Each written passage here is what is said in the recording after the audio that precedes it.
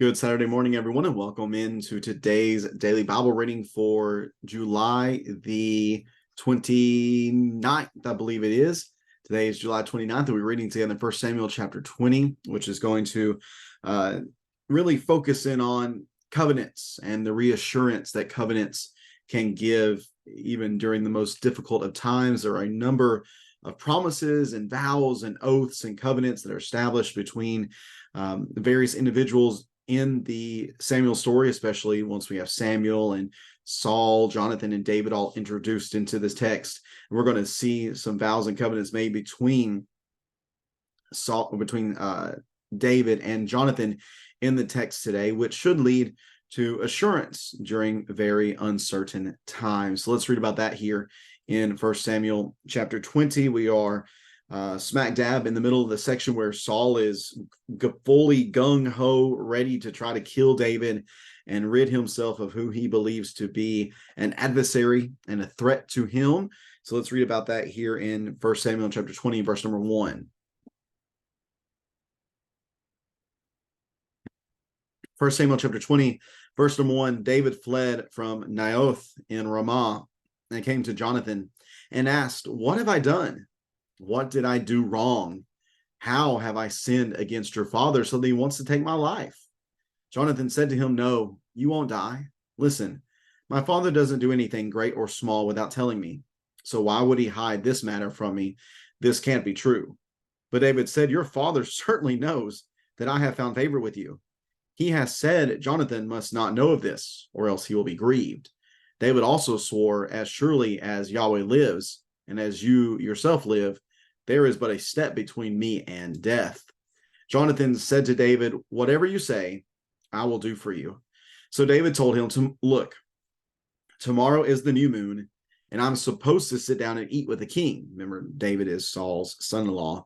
"But instead, let me go, and I'll hide in the countryside for the next 2 nights. If your father misses me at all, say, 'David urgently requested my permission to go quickly to his hometown of Bethlehem for an annual sacrifice there involving the whole clan.' If he says, 'Good,' then your servant is safe. But if he becomes angry, you will know he has evil intentions. Deal kindly with your servant, for you have brought me into a covenant with you before Yahweh. If I have done anything wrong, then kill me yourself. Why take me to your father?" "No," Jonathan responded. "If I ever found out my father has evil intentions against you, wouldn't I tell you about it?" So David asked Jonathan, "Who will tell me if your father answers you harshly?" He answered David, "Come, let's go out to the countryside." So both of them went out to the countryside. "By Yahweh, the God of Israel, I will sound out my father by this time tomorrow or the next day. If I find out that he is favorable towards you, will I not send for you and tell you? If my father intends to bring evil on you, may Yahweh punish Jonathan and do so severely if I do not tell you and send you away so you may leave safely. May Yahweh be with you, just as he was with my father. If I continue to live, show me kindness from Yahweh. But if I die, don't ever withdraw your kindness from my household, not even when Yahweh cuts off every one of David's enemies from the face of the earth." Then Jonathan made a covenant with the house of David, saying, "May Yahweh hold David's enemies accountable." Jonathan once again swore to David in his love for him, because he loved him as he loved himself. Then Jonathan said to him, "Tomorrow is the new moon. You'll be missed because your seat will be empty. The following day, hurry down and go to the place where you hid on the day this incident began, and stay beside the rock Ezel. I will shoot 3 arrows beside it as if I'm aiming at a target. Then I will send a servant and say, 'Go find the arrows.' Now, if I expressly say to the servant, 'Look, the arrows are on this side of you, get them,' then come, because as Yahweh lives, it is safe for you and there is no problem. But if I say to this youth, 'Look, the arrows are beyond you,' then go, for Yahweh is sending you away. As for the matter you and I have spoken about, Yahweh will be a witness between you and me forever." So David hid in the countryside. At the new moon, the king sat down to eat the meal. He sat at his usual place on the seat by the wall. Jonathan sat facing him, and Abner took his place beside Saul. But David's place was empty. Saul did not say anything that day because he thought something unexpected has happened. He must be ceremonially unclean. Yes, that's it. He is unclean. However, the day after the new moon, the second day, David's place was still empty. And Saul asked his son Jonathan, why didn't Jesse's son come to the mill, either yesterday or today? Jonathan answered, David asked for my permission to go to Bethlehem. He said, please let me go, because our clan is holding a sacrifice in the town, and my brother has told me to be there. So now, if I have found favor with you, let me go so I can see my brothers. That's why he didn't come to the king's table. Then Saul became angry with Jonathan and shouted, you son of a perverse and rebellious woman, don't I know that you are siding with Jesse's son to your own shame and to the disgrace of your mother? Every day Jesse's son lives on earth, you and your kingship are not secure. Now send for him and bring him to me. He must die. Jonathan answered his father back, why is he to be killed? What has he done? Then Saul threw his spear at Jonathan to kill him. So he knew that his father was determined to kill David. He got up from the table fiercely angry and did not eat any food that second day of the new moon, for he was grieved because of his father's shameful behavior toward David. In the morning, Jonathan went out to the countryside for the appointed meeting with David. A young servant was with him. He said to the servant, run and find the arrows I'm shooting. As the servant ran, Jonathan shot an arrow beyond him. He came to the location of the arrow and Jonathan had shot, but Jonathan called to him and said, the arrow is beyond you, isn't it? Then Jonathan called to him, hurry up and don't stop. Jonathan's servant picked up the arrow and returned to his master. He did not know anything. Only Jonathan and David knew the arrangement. Then Jonathan gave his equipment to the servant who was with him and said, go, take it back to the city. When the servant had gone, David got up from the south side of the stone Ezel, fell face down to the ground, and paid homage 3 times. Then he and Jonathan kissed each other and wept with each other, though David wept more. Jonathan then said to David, go, in the assurance the two of us pledged in the name of Yahweh when we said, Yahweh will be a witness between you and me, and between my offspring and your offspring. Then David left, and Jonathan went into the city. And that is 1 Samuel chapter 20. All right, so I hope you picked up on the very present language of covenant, and also on the assurance that this covenant should have granted to each of these individuals. I mean, very explicitly there it said at the end in verse 42, go in the assurance. The two of us pledged in the name of Yahweh when we said, Yahweh will be a witness between you and me, between my offspring and your offspring forever. The chapter begins, though, with David just really confused. Why does Saul want to kill me? He doesn't understand Saul's hatred for him, which tends to lead me to believe that David was not doing anything in which he was trying to take the attention away from Saul, or trying to usurp Saul, or trying to take Saul's glory as king. That doesn't seem to be something David was trying to do, although that is certainly the way that Saul seems to perceive it from his perspective. Jonathan tries to assure him, nothing's going to happen. My dad tells me everything that's going on, and I will let you know. But David he's just distraught. As surely as Yahweh lives, and as you yourself live, there is but a step between me and death. He's really faltering here at this moment. I think David is so beat down by everything that he experienced that his faith seems to be waning a little bit. That's not me trying to just hate on David. I mean, I completely understand it. I can completely sympathize with the man, thinking that he is in this position because Yahweh's put him in this position, and yet it just seems as if right around the corner, there's somebody ready to throw a spear at him. That's got to be very difficult from David's perspective. But Jonathan seems to reassure him, say, no, we'll work through this together. So the way that they're going to figure this out is the new moon feast is coming up, a first day and a second day. And David says, I'm not going to be there, but maybe you can talk to your father in such a way that you'll figure out whether or not I'm still on his mind.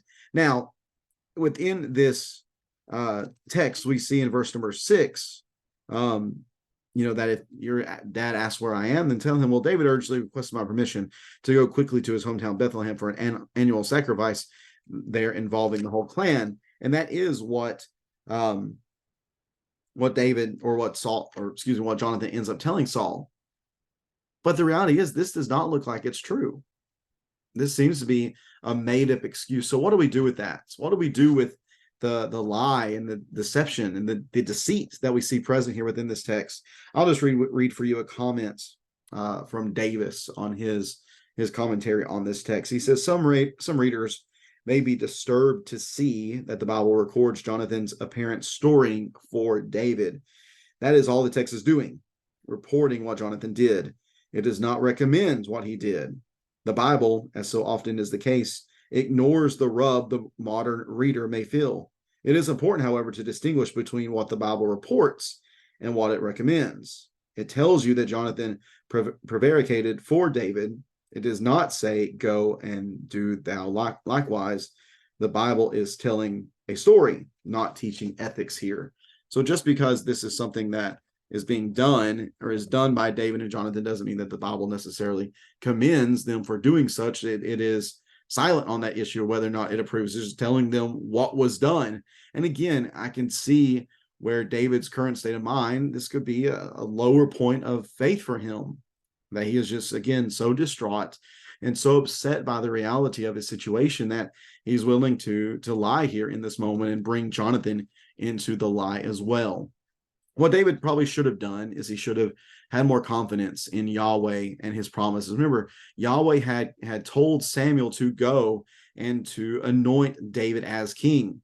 David should have understood the assurance from Samuel and from God that he would be king one day. And he simply needed to trust in Yahweh that he would accomplish such a thing.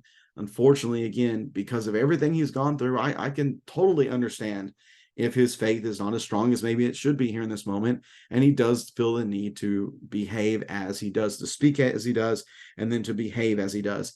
And yet, even with all this, the bond between Jonathan and David remains very strong. They remain committed to one another.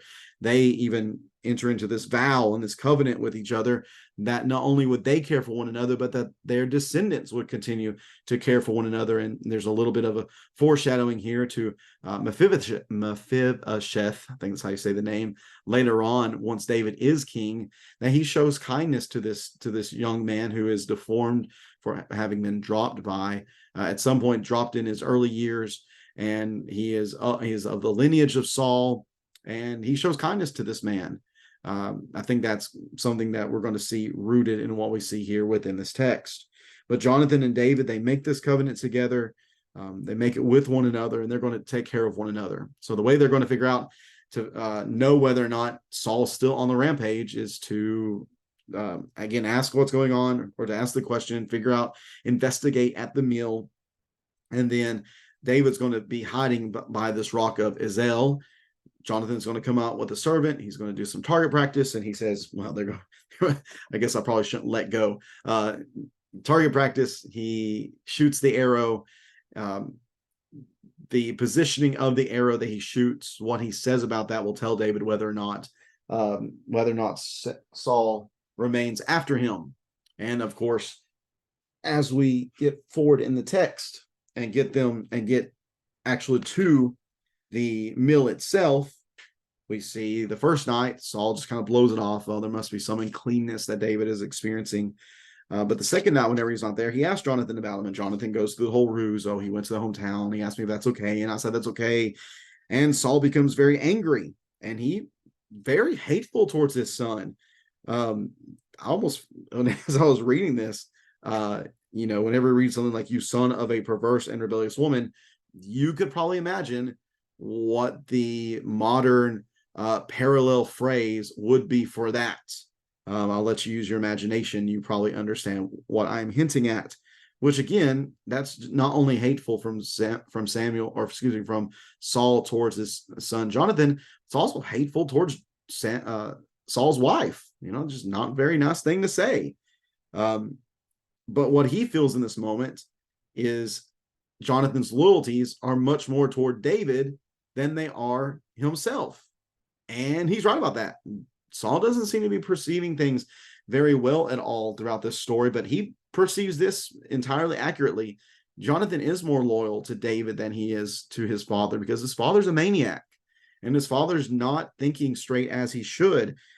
Jonathan's even willing to speak back to Saul and say, well, why is he to be killed? What has he done? And what does Saul do? Saul responds the way he likes to respond in these situations. He throws a spear. Now, thankfully, Saul does not seem to be very good with the spear. His accuracy does not seem to be very good. By my count, we are now at, I think, 0 for 4 on the throws of a spear of Saul toward enemies. He misses. Jonathan gets up and he leaves. He's fiercely angry and he is grieved over his father's shameful behavior towards David, the text tells us. I want to note that Jonathan is so committed to David that he's willing to protect him, even to the point of risking his own self. So they go through the plan. They go out. He goes out the next morning, takes his servant, shoots the arrow, and says, oh, it's way beyond you. And of course, in saying that, David knows that things are not well whatsoever. The servant does not know what's going on. He tells him to go ahead and go back to the city. Jonathan does. And then Jonathan and David meets. David falls face down on the ground and pays homage to the son of the king 3 times. And then they embrace. They have a very, very strong bond, that bond that goes back a number of chapters. Again, you can imagine this being the case, both of them being strong warriors for the king. War brings brothers closer than just about anything else. And they're just sad. They're sad and disappointed at the drama and the turmoil and the conflict that is present surrounding Jonathan's father right now, and Saul's king, and David's king Saul. It's just very sad. And yet, again, they've made a commitment to one another. They've made a covenant with God involved, and therefore there is assurance. The covenant leads to assurance. Go in assurance, the 2 of us pledged in the name of Yahweh, when we said, Yahweh will be a witness between you and me, between my offspring and your offspring forever. The covenant they had made, again, involving both of them, their descendants and Yahweh, was that upon which they were going to lean upon during this difficult time. And really, that's a great lesson for us as well.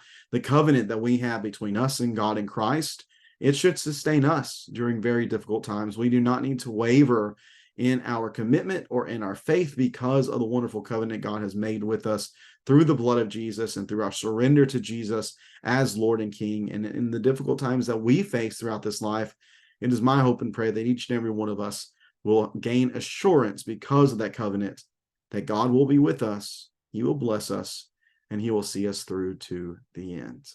If you have any questions or comments about this text here in 1 Samuel chapter 20, I invite you to leave that in the comment section below. I appreciate you reading along with me today on this Saturday. Hope you have a great rest of your Saturday, and we'll be back at it again tomorrow, reading a couple of chapters, reading the short chapter 21 and also chapter 22, as we continue to progress our way through the story, the saga involving Saul and David, Jonathan, and much more.